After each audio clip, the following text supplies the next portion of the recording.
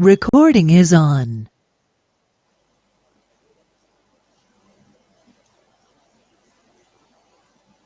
नया project create कर लेते हैं।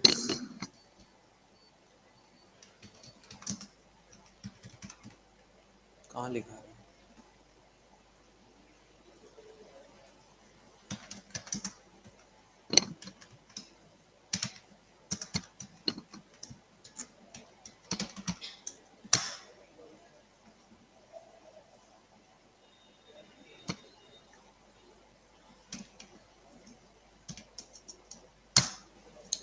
चेट वर्जन आ गया।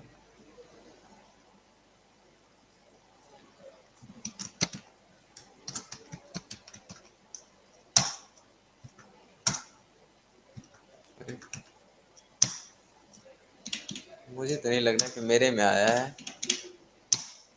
आ गया। चलो एक कमांड का मैं एग्जीक्यूट करना पड़ेगा। हम्म, कहाँ देखे? अच्छा, इसके बारे में बोल रहे थे। स्टार्ट भी कर दिया, थोड़ा काम आसान कर दिया। वो दो एक्स्ट्रा कमांड लिखना पड़ता था, अब नहीं लिखना पड़ेगा।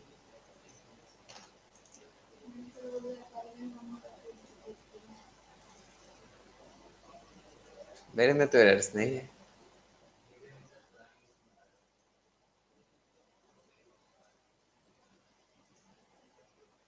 कहाँ गया मिनी प्रोजेक्ट हम लोग का? ये रहा। उसे नंबरिंग कर दे तो बेटर रहता, शायद नंबरिंग किए नहीं शुरू से, तब रहने दो।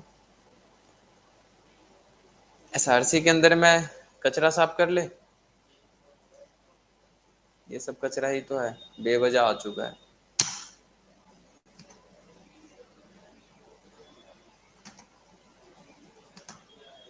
खत्म। कल जो डायग्राम बनाए थे उसी को पहले हम लोग डिजाइन करते हैं, फिर उसको कंपोनेंट्स में तोड़ के काम करने के लिए सीखेंगे।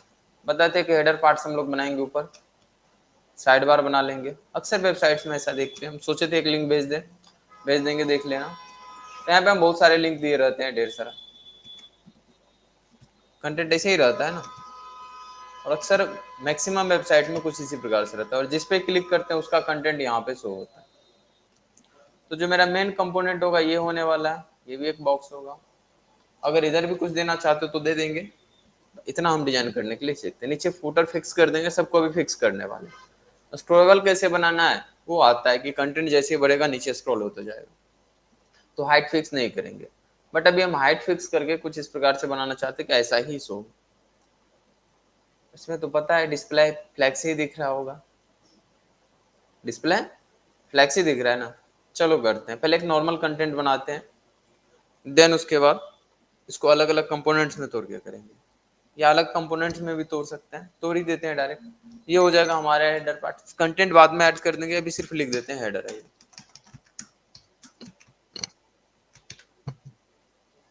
ठीक है, ये साइड बार हो जाएगा।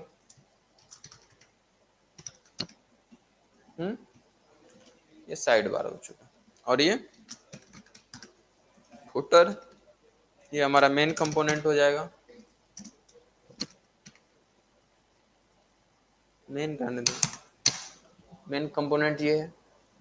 डिजाइन कर ले इसको। ध्यान से देखो तो कितना बॉक्स बनने वाला है। एक तो हमारा मेन है, जो वहां पे बॉडी है, पूरा बॉडी होगा जिसको रूट के थ्रू टारगेट करके काम कर चुका है। ठीक है। और इस बॉक्स के अंदर में हम एक बॉक्स बनाएंगे, उसमें ये सब है। एक ये बन जाएगा, और ये भी बन जाएगा एक दूसरा बॉक्स पूरा, और ये तीसरा बॉक्स। इस बॉक्स के अंदर में ये दो बॉक्स बनेगा। बॉक्स में कैसे डिवाइड किए? ठीक है, सेम इसी तरीके से इमेजिन कर लिया, वहां पे कोड्स के थ्रू करते हैं और ऐसा ही रिप्रेजेंट करने का ट्राई करते हैं कि कैसे होगा नहीं होगा। पहले बना ले कंपोनेंट्स, तो कंपोनेंट्स फोल्डर बना लेते हैं। इसके अंदर में एक हेडर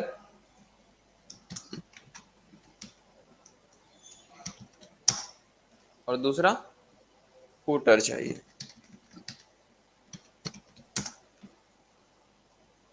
अगर देखे तो ये हमारा क्या होगा, लेआउट्स हो जाएंगे। उस लेआउट के अंदर में चाहो तो इसको भी डिवाइड कर सकते हो, नहीं तो एक साथ भी रख सकते हो। डिवाइड कर दे, एक साथ रखें, जितना ज्यादा डिवाइड करोगे उतना बेटर रहेगा, तो डिवाइड कर ही देते हैं, लेआउट डॉट jsx रख देते हैं।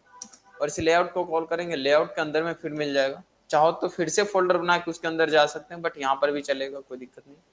तो इसमें हो जाएगा हमारा साइड बार एक और एक main component, main dot jsx। ठीक है, ढेर सारा बना दिए, इन सबको कंप्लीट कर लेते हैं, तभी तो जाके वहां पे शो कर पाएंगे। हेडर्स के अंदर में आते हैं और एक फंक्शन बनाते हैं नॉर्मल हेडर नाम से।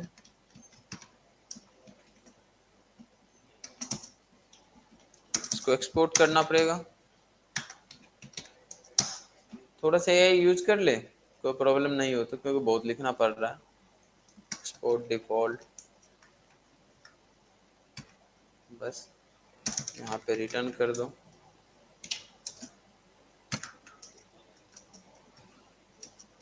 बस काफी। हाँ, ये थोड़ा सा चेंज कर देते हैं, हेडर ही लिख दो।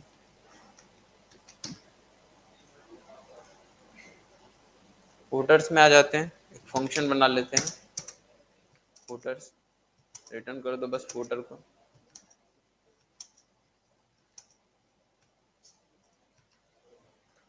इतना ही लिखना, तो थोड़ा सा यही यूज कर लिए, तुम लोग भी तो करते हो, तो हम भी सोचे कर ही ले। साइड बार पहले बना देते हैं, फंक्शन साइड बार,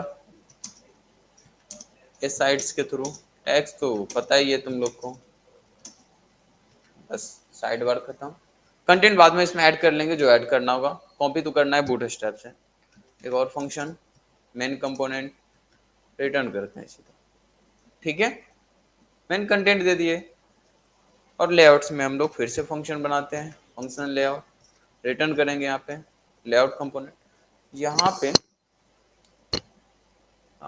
डिव के अंदर में क्या करो, बस साइड बार को उठा लेते हैं और मेन कंपोनेंट को उठा लेते हैं। ठीक है, इन दोनों को इंपोर्ट भी करना पड़ेगा, यहाँ पे यूज करेंगे तो इंपोर्ट तो करना पड़ेगा, इंपोर्ट कर लेते हैं। पुट साइड बार और मेन कंपोनेंट दोनों इंपोर्ट हो चुका है। और इन सबको कहाँ पे मुझे लेके जाना होगा, app dot jsx, app dot jsx में हम उसको लगा लेते हैं। और यहाँ पे आ जाएगा पहले हेडर पार्ट,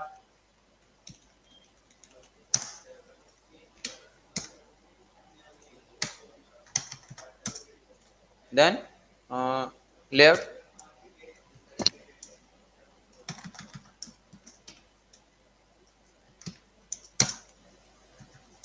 और फुटर, क्योंकि लेआउट में तो वो दोनों ऐड कर ही दिए थे।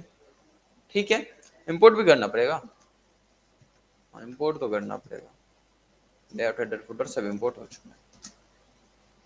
ठीक है, इसको नीचे इंपोर्ट कर लेते हैं, वैसे तो अभी नीड नहीं है, बट पड़ेगा नहीं। क्लियर ना, थोड़ा सा एआई का यूज करके हम फास्ट लिख लिए, अभी बंद करते हैं, नहीं तो बहुत कुछ लिख देगा ये। रन तो शायद था ही, आ चुका है, हेडर पार्ट आ गया, साइड बार आ चुका, मेन कंपोनेंट आ चुका, फुटर आ चुका। थोड़ा बैकग्राउंड चेंज कर लेते, पता चले कहाँ पे क्या है नहीं है। तो स्टाइल्स लगाना है मुझे, कैसे लगाएंगे स्टाइल, तो इनलाइन का यूज कर लेके हम लोग मेन यूज कर। चलो मेन पे ही चलते हैं। एक्सटर्नल सीएसएस मेरे पास है, ऐप डॉट सीएसएस लगाने के लिए सिखा चुके हैं, तो ऐप डॉट सीएसएस में आते हैं और यहाँ से हम सीएसएस लगाना शुरू करते हैं। कहाँ मिलेगा ऐप डॉट सीएसएस, यही तो था, बहुत कुछ लिख चुका है फालतू का नहीं। मार्जिन पैडिंग को 0 रहने देते हैं रूट पे। अच्छा, ये रूट कौन है, हम्म,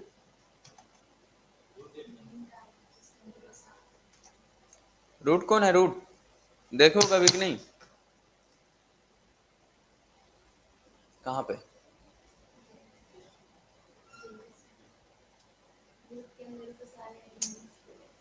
क्या है रूट, इंडेक्स एचटीएमएल के अंदर है, इंडेक्स एचटीएमएल के अंदर रूट कंटेनर है, रूट कंटेनर है। तुम लोग इसको देख के भी नहीं पहचाने, हैश क्या था, आईडी को रिप्रेजेंट करता था, इंडेक्स में रूट था कोई, उसको बस टारगेट किया है, इतना क्या सोचना है। रिएक्ट के अंदर में रूट भूल गए, और रूट को चलो भूल भी गया तो तुम लोग इसको तो याद रखा होगा, हैश, हैश आईडी को टारगेट करते थे बस। उसको टारगेट करे, मार्जिन पैडिंग जीरो कर दिया। समझ आ गया होगा कि किसको जीरो किया है। आगे ना बताना पड़ेगा उस बॉक्स को जिसको टारगेट करके हम JSX के थ्रू डेटा ऐड करने वाले थे। अभी तो कुछ नहीं रखा है CSS, कोई नहीं, हेडर पार्ट को टारगेट करते हैं। और हेडर पार्ट को टारगेट करने के लिए कोई क्लास दे दे, यहीं पे दे देते हैं हेडर्स के अंदर में क्लास, यही था हेडर, क्लास दे देते हैं हम, क्लास नेम, कुछ अच्छा सा क्लास नेम दे दो, यही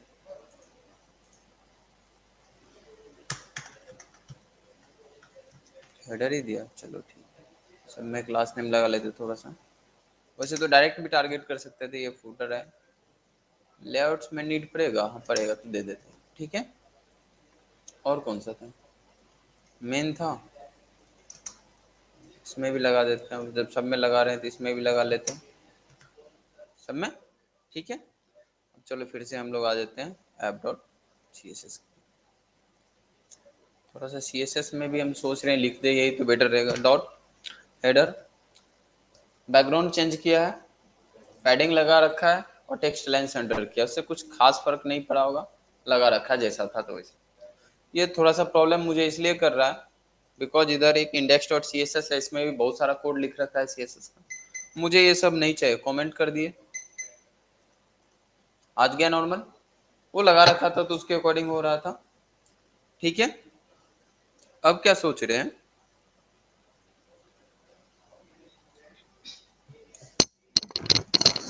बाकी समय भी लगा ले, थोड़ा सा पता तो चले कौन सा कहाँ पे आने। अभी बाय डिफॉल्ट सब डिप ब्लॉक के जैसे होगा, तो फुल ब्लॉक ले रखा होगा। तो आ जाओ app.css में, इंडेक्स वाले को हटा ही दूं, फुटर्स को लगा ले, फुटर बाद में लगाएंगे, पहले मेन पे लगा दिए थोड़ा सा। देखो मेन को भी टारगेट कर लिया, साइड बार में भी लगा लेते हैं, इसको भी सेंटर कर दो, हाँ ठीक है, फुटर में भी लगा दो। हम लोग को बुरा लगेगा कि सर हम लोग तो लिखते हैं चैट जीपीटी तो ठीक है, आप मत किया कीजिए, ऐसा ही दिख रहा है ना। कलर चेंज कर लिए कि पता चले, बट हम लोग को ऐसे दिखाना नहीं था, करना क्या था, हेडर को ऊपर में रखना है। दिख रहा है बाय डिफॉल्ट पैडिंग अभी भी लगा हुआ है, नहीं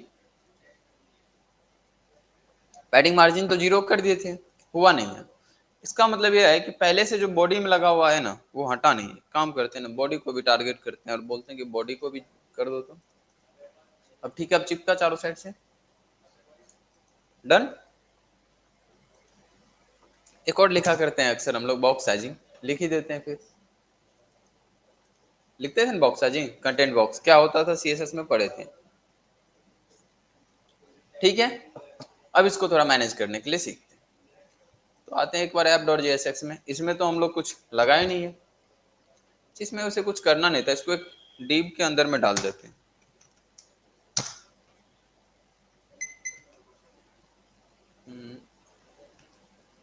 और इसको अब हटा देते हैं, इसकी नीड पड़ेगी नहीं।